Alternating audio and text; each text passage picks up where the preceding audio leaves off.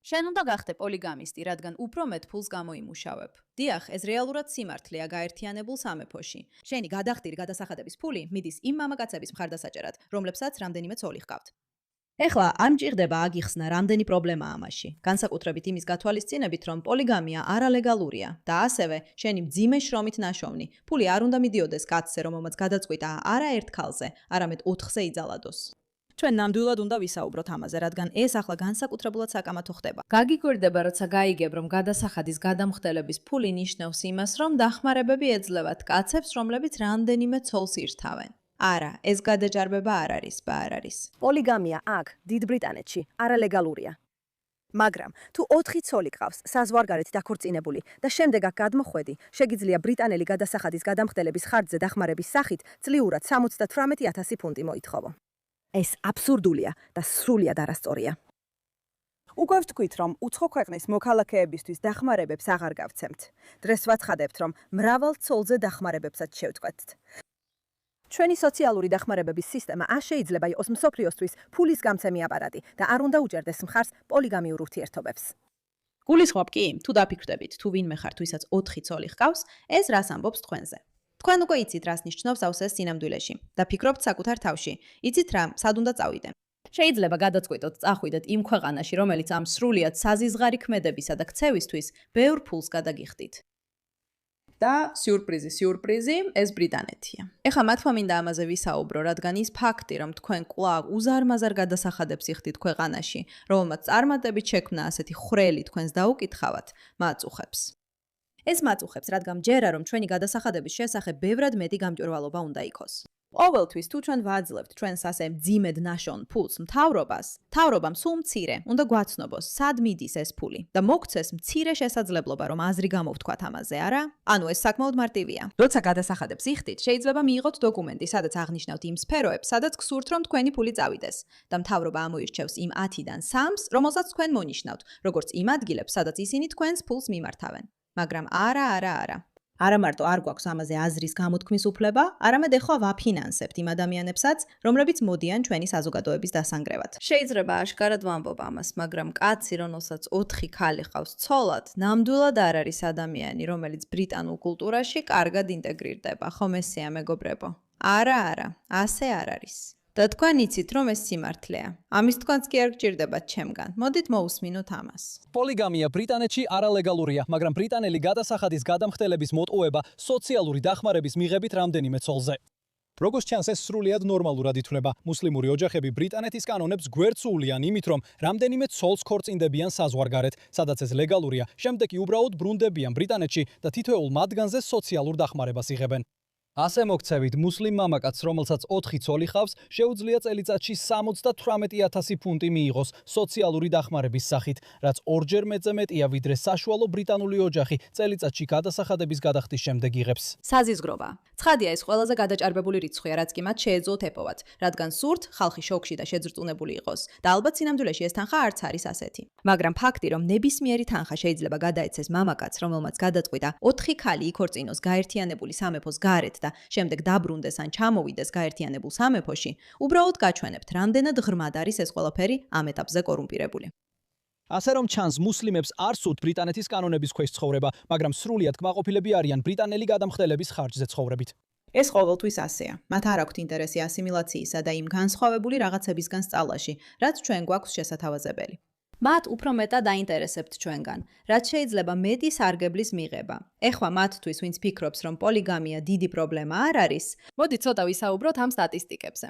კემბრიჯის ყოფილი ინჟინერიის დოქტორანტი ნაბილა ფილიპსი სწავლობს თავი დაანება, რათა ლონდონელი ბიზნესმენის ჰასან ფილიპსის მეორე ცოლი გამხდარიყო არაოფიციალური ისლამური პოლიგამიური შეთანხმების ფარგლებში. მოგვიანებით ჰასანმა მესამე ცოლიც შეირთო. ბრიტანეთში შეიძლება იყოს 20,000-მდე არაოფიციალური პოლიგამიური მუსლიმური ქორწინება, მიუხედავად იმისა, რომ დიდამოყრობა ბრიტანეთის კანონმდებლობით აკრძალულია. 20,000 არაოფიციალური პოლიგამიური მუსლიმური ქორწინება. ეხლა მუსლიმი კაცები პოლიგამიის გამო თითოეულს 20-მდე ცოლი ჰყავს.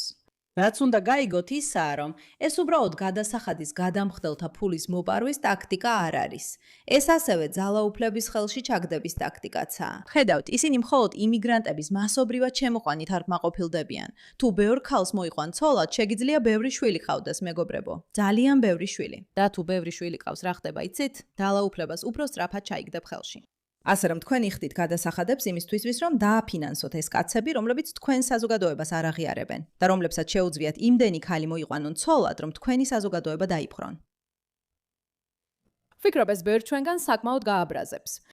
როცა მივხვდით, რომ ეს შოუ ჩვენი სრულ განაკვეთზე სამუშაო გახდებოდა, გავაცნობიერეთ, რომ სპონსორები დაგჭირდებოდა. მაგრამ მე მტკიცედ ვამბობდი, რომ მხოლოდ იმ პროდუქტებს გავუკეთებდით რეკლამას, რომლებიც ჩვენს მიმდევრებისთვის სასარგებლოა. ჩვენ ვეძებდით კომპანიებს, რომლებიც რეალურად გაუმჯობესებენ თქვენს ხოვრებას და Chapter ერთ-ერთი პირველი არჩევანი იყო. არ გჭირდებათ, რომ მეგითხრათ, რომ მედიკერი პრობლემურია და ძვირია და ეს ძალიან მაწუხებს, მაგრამ სწორედ ამიტომ არსებობს Chapter. და გთხოვთ, მითხარით, რომ უკვე დაიწყეთ მათი გამოყენება, რადგან ისინი გეხმარებიან აერჩიოთ ის გეგმა, რომელიც რეალურად თქვენთვისაა შესაფერისი და არა ის, რომელიც მრჩევლებს აძლევს სარგებელს. მომხმარებლები საშუალოდ ზოგავენ $100 მეტს. მათი ზარი უფასოა. ეს დაახლოებით 20 წუთს გრძელდება და შეიძლება თქვენ ან თქვენ საყვარელ ადამიანს ბევრი ფული და სტრესი დაგიზოგოთ. ასე რომ, დარეკეთ Chapter-ზე ნომერზე 6 106 8037. ეს არის 6 106 8037. და მხარი დაუჭირეთ წინააღმდეგობას, სანამ ამას აკეთებთ. ეხლა თუ აპირებთ მითხრათ, მეირა კეი, ეს ნამდვილად არ ხდება, რატომ აჭარბებ? რატომ არ უსმენ, რას ამბობენ ისინი? პოლიგამია არაბეთში ისლამამდე არსებობდა, მაგრამ ცოლების რაოდენობაზე არანაირი შეზღუდვა არ იყო. ისლამმა ეს 4-მდე შეზღუდა. როდესაც მამაკაცი ერთზე მეტ ქალს ირთავს ცოცოლად, ამას პოლიგინია ეწოდება. დიახ, ხარ. მოდი შეხვედრაზე. პოლიგამია თუ პოლიგამია? პოლიგამია თუ პოლიგამია? ვინმე მიცის? გოგოა თუ ბიჭი? დიდი ხანია. დიდი ხანი არ მინახი ხარ. სასიამოვნოა შენი გაცნობა. შენს. და ეს შენი ცოლია. მაშაალლა, კარგი. საინტერესოა, საერთოდ იცის თუ არა როგორ გამოიყურება ის, იმიტომ რომ მე არ ვიცი. რა არის თავარი მიზეზი? რატო გინდა წასულა? რატომ ეძებ მეორე ცოლს? სხვა მიზეზი არ არის. გარდა იმისა, რომ თუ ვინმე დამოჩნდება. დიახ, თუ ვინმე კითხულობს მეტის ერთ-ერთ ციგანს, იქნება ის ბიბლია თუ ყურანი, იქ ძალიან ნათლად წერია, რომ ეს ნებადართულია და ყოველთვის ნებადართული იყო. როცა ბიბლიას კითხულობ, ეს ნებადართულია. რა საყვარელია მისი მხრიდან, რომ მას ლაპარაკის უფლებას აძლევს? არა იმის სანახავად, ვინ ლაპარაკობს. უბრალოდ იმისთვის, რომ ლაპარაკის უფლება მისცეს. შეიძლება თეთრი დაფაც მისცეს. მაგრამ აქ მას ყავს ძალიან შესანიშნავი ქმარი, რომელიც მხოლოდ ფარავს მას. მაგრამ სინამდვილეში როცა ბრძანება ჩამოვიდა, ბევრ კაცს მართლაც მოუწია ბევრი ცოლის გაშვება და ბევრი ადამიანი ფიქრობს, რატო ხარ ამით ბედნიერი, იმიტომ რომ კაცს ცოლი რჩება და ასე შემდეგ. შენ რას იღებ ამ ყველაფრიდან?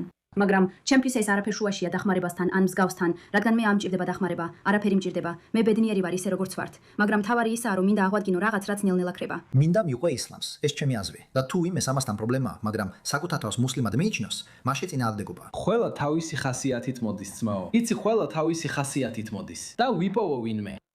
ფულის ხობ, არა რომ ვიცოდეთ რა ხდება დახურულ კარს მიღმა, მაგრამ ის იქნებოდა ძალიან საშიში ადამიანი, რომ რამე თქვა მის წინააღმდეგ, ხომ ასეა?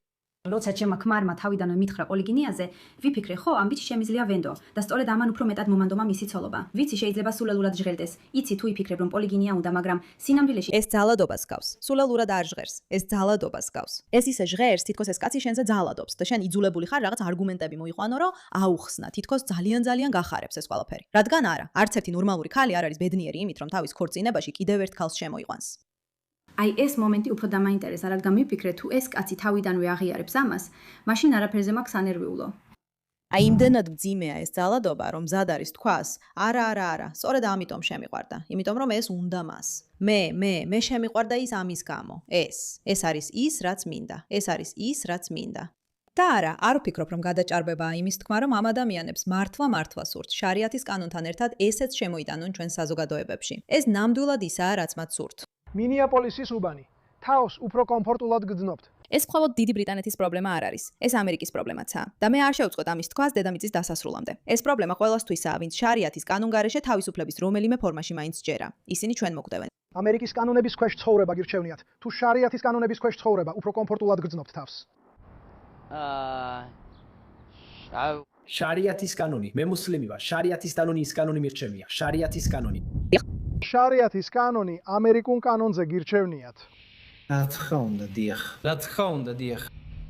აი ესეა მეგობრებო. ამ ადამიანებს ურჩევნიათ 4 ცოლის ყოლის უფლება გქონდეთ, ვიდრე ის, რასაც ჩვენ ვაკეთებთ. ვიყვარდეს და ვიზრუნოთ ერთ ადამიანზე, ვისთანაც დაქორწინებულები ვართ. ეს ხდება ახლა, ეს არის რეალობა. ბრიტანეთში ამ ყველაფერს გადასახადის გადამხდელების ფული აფინანსებს.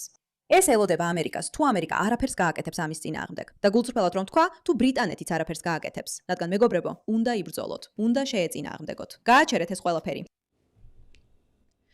არ გააკეთოთ ეს. თქვენ არ გჭირდებათ დააფინანსოთ ეს შეჭრა. ის უკვე ხდება. ნუ დააფინანსებთ ამას. მადლობა ყურადღებისთვის.